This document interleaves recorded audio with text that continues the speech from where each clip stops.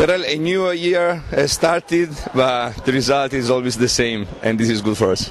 Yeah, it's a great start to the new year. Abbiamo iniziato molto bene il nuovo anno, avevamo bisogno di avere un break ed abbiamo recuperato energie in questa settimana di stop. All'inizio della partita ovviamente non potevamo attenderci di essere subito brillanti dopo una lunga pausa, ma già nel secondo e terzo quarto la nostra difesa è diventata più aggressiva ed avevamo molte più energie nel secondo tempo. It was a long break for Christmas, as you said, 7 days never seen in the last 3 years. You came back with a great average from the three-point line, with a great performances. Everybody make a good work, so it means not only here in the court, but even in the week.